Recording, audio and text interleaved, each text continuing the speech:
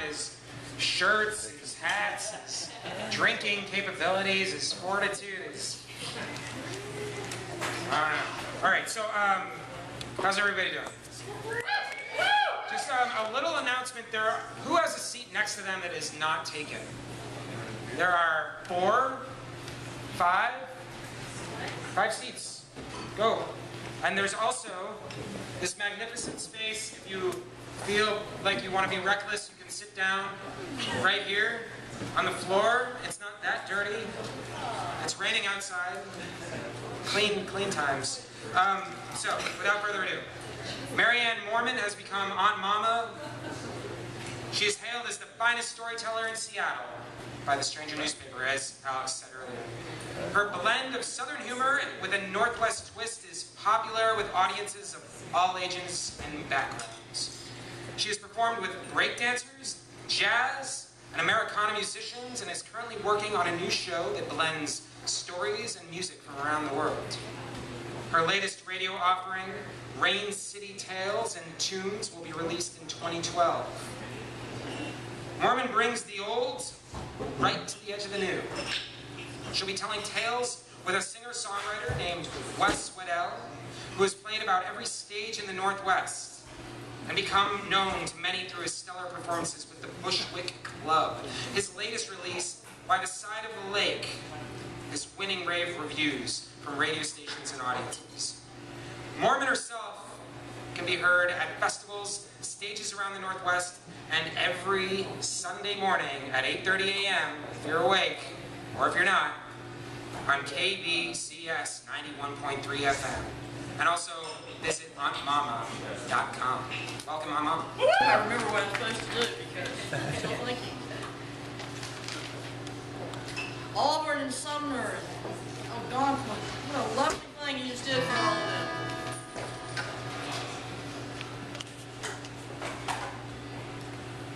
Breadline is known for diversity.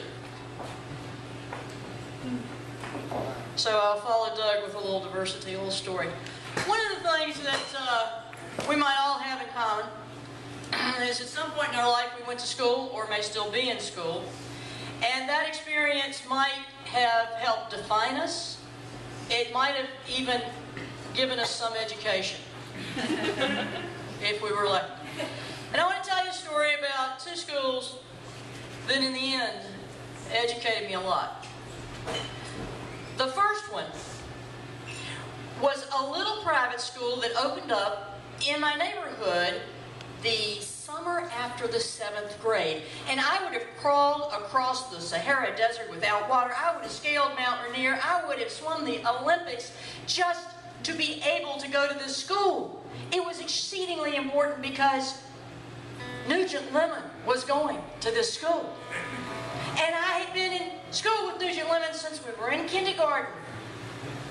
But the older we got, like the 5th grade, when we started playing kickball with the boys, to the 6th grade, when we started playing kick the can with the boys, and the 7th grade, where we started doing other things with the boys, well, we were just closer than bed bugs. She was going to go to the Eaton school, and I had to go with her. I also was away from her for a while that summer because she went down to Mississippi to visit some of her fancy relatives that had a sugarcane plantation. They got to ride horses. Her uncle went around with a rifle on his horse to keep things in line. And they went to some swimming classes and had a great time. And I used this occasion to work on my father, to try to convince him that I needed to go to the Eaton school. My daddy wasn't a rich man. He turned his newspaper as I was rattling his brain and looked at me like I had lost my natural mind. And he would say things like, "Where do you think we're going to get the money for you to go to a private school?" And I'd say, Daddy, think how much better I would do in math if I was in that little classroom at the Eaton school instead of that great big classroom down at Lee Jr. And he'd turn the page and say, "Your brothers did just fine at Lee Jr. and I suspect you will too. We don't have the money for any private school." So when Nugent got back from her trip, I told her the bad news that we didn't have the money for me to go to any private school. And she said that we didn't need money. There were scholarships. I could get one. She was going to get one. We could go for free. I needed to go tell my daddy. So I rushed home and said, Daddy, well, I can get a scholarship. I can go to Eton for free. Will you call Daddy, please? Just call and find out about the tuition. And every day he'd slump on home from work, come through the screen door, and I'd ask. And finally one day, I said, Did you call? Did you call about the scholarship? And he said, yes. And his Jimmy Jaws started working the way it did when he got frustrated and when he got angry and said it's blood money. It is nothing but blood money. And you don't need it. Nobody else needs to go to that school. So I went on up to the Lemons the next day and told Nugent and her mother that Daddy didn't see any reason for me to go to the Eton school. Miss Lemon, who had been a Marshall, and they were the first families of Virginia, and now she was a Lemon, and they were first families of Virginia too. Miss Lemon sat at the breakfast table, and she looked somewhat like a caricature with her jaw dropped open and her eyes bug out, and the little stringly hair sitting up, and she said, "No reason? Why, if you don't go to the Eton school, you'll have to go to school with Negroes. Doesn't your father know that?" This was not the argument to give my father. First of all, everyone knew that. It was all anyone in Virginia was talking about. But my father believed all people really were created equal. And he was from a long line of Quakers. They were from against slavery. They were against segregation. This was not the argument for a Quaker. My mother, however, was a highfalutin Episcopalian. And I went right to work on her, and I don't even want to remember the things I said, but I know at night behind closed doors I could hear him talking about the Eton School and Lee Jr. and the Eton School and Lee Jr. And I was getting anxious, and I was waiting for some kind of report, and Daddy's Jimmy Jaw was going, and finally, reluctantly, angrily, disgustedly, he said, "You can go to the Eton School, but I'm telling you, it's blood money." And so, on the same day that one black girl crossed the threshold of Lee Junior School, I went to Eton. Well, Nugent and I made other friends. Life went on. I forgot about the whole thing until about my second year in college in Richmond at Virginia Commonwealth University. And about that year, the first black student was admitted into the drama department. Her name was Bee. She was beautiful. She was fun. She was really talented. She had a mahogany kind of voice that rolled across the old wooden stage. There weren't very many good parts for her, but we loved her and we had fun with her. And one morning we were at our bulletin board in the drama department, and a guy named Charles Massey saw on the bulletin board something that made him rip it off. Now, Charles Massey was a 6'3" tap dancer with a Colgate smile, and I will never forget him tap dancing across the stage as the jester and Once Upon a Mattress. It was a thing not to miss. Well, he read this thing from the German club. Now, we didn't pay attention to the German club. The German club were the business students. We were the art students. The German club were the people who got Nixon elected over Humphreys and brought the Greek clubs back on campus. But he was reading this thing that said we were supposed to cast our vote for the co-ed of our choice and elect them to the Harvest Ball Court. And whoever got the most number of votes would be the Harvest Ball Queen. And Massey said, "Let's elect B." Now, if we had any sense of awe, we would have said, "Charles, you are the queen of all of us. Let's elect you." But we hadn't had gay rights yet. We had hardly gotten through civil rights. So we thought it was a great idea. We run out to the bus to find B and say, "Well, what do you think? What do you think?" And she thought that nothing was going to come up, not a chance in heck she could get this nomination. So she said sure, she'd show up if we got her elected, and off we went. The entire drama department nearly closed down. The teachers were holding their heads. "Oh, my fathers, we have to study around here," as we collected votes. Now, Bee's job was to get herself a picture so it could go on the poster with all the other girls. She had some old guy who took her high school photograph, blew it up big enough to go on the poster, and the day that poster came out, I mean to tell you, jaws dropped, eyes bugged open, tongues wagged, a collective sigh was heard around Richmond, Virginia. And that night, on the way to rehearsal, there were some, well, we thought they were students. We couldn't tell because they were in white sheets kind of dancing around us as we went to the theater. And we huddled around Bee and we got her in the theater. And, well, we figured it was just a coincidence. So that night I did my nightly rounds in the girls' dorm, knocking on doors, getting people to sign for votes. The girls from Pennsylvania and New York, they signed. They thought it'd be a really good thing to turn Richmond upside down. The girls from Georgia and North Carolina slammed the door in my face. And some of the girls from Virginia were voting for Bee. They were her friend. She was pretty. She was fun. They liked her. Well, one of those co-eds ratted me out, and I was told I had to report to the Dean of Students. I report to the Dean of Students, who was sitting in a leather wingback chair about the size of the ceiling, looking at me down a long, pointy nose as I sit in a very uncomfortable wooden chair.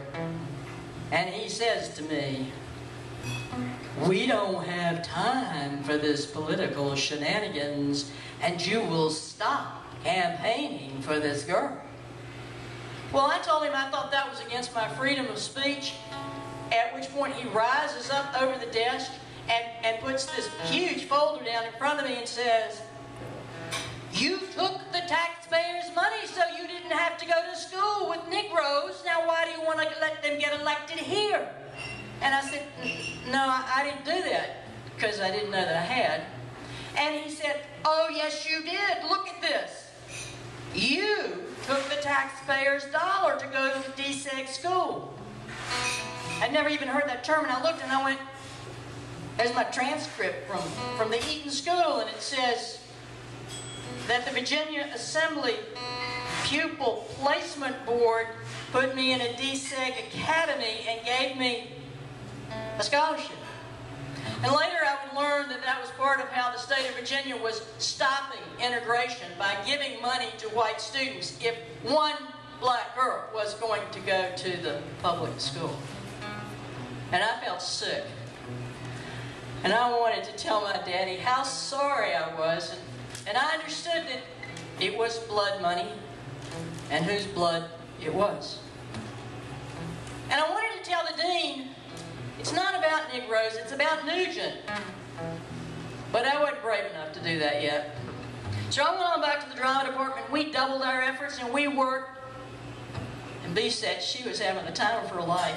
She was a little embarrassed when they took her out of the janitorial work-study program and put her in the dean's office as receptionist.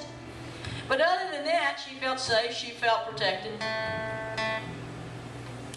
And that was just the beginning of the changes for Bee, because when the roll call came out and all the votes were taken, we had enough votes for her to be on the court, all right. She won. We had the most votes of anybody. Bee Simmons was going to be queen of the Harvest Ball. Oh, it was in all the papers. The Richmond News Leader the next day said, "Confederate College elects Negro Queen." And letters came in from around the United States. They came in from around the world. The boys in the military heard about it, that Bee had gone to school, and we were getting letters in the drama department. Nobody could go to class. We were so excited. We were raiding the costume department to get our duds all up. We didn't even go to these dances, but we were having the time of our lives. And we were all parading down Grove Avenue to go to the venue that night, swishing our long dresses. And then they swished right against the crosses that were burning, lined up on the way to the dance hall. And as far as we could see, there were police cars from Grove Avenue all the way down to Broad, and the National Guard with guns were standing at the door. And the German Club was all lined up like they were going to spit at us as we walked in. But we walked in. Now, Charles, it was decided, was going to be Bee's escort instead of her black boyfriend. Somehow they thought an interracial couple would cause less problem. And she looked real pretty in the borrowed dress. This was the first generation that had gone to college. Her family didn't know what to make of it. Well, it was time for the crowning. The two queens marched down. They put the crown on Vi's head. She turns around to the court, and the band stops playing dance music, and it breaks out in Dixie. And up above on the balcony, the German club has found the largest Confederate flag I have ever seen, and they drop it. And all of those students take their hand, as Southerners do, and put it over their heart, and they sang Dixie. We were not to be outdone. This was our election. So we sang too, and we took hands, and we danced. We danced all night with a woman who was not a headline. She was our friend. She was our queen. And we, her loyal subjects, on this night, when we were victorious, we had ignited our education. The night of the Harvest Ball. Thank you.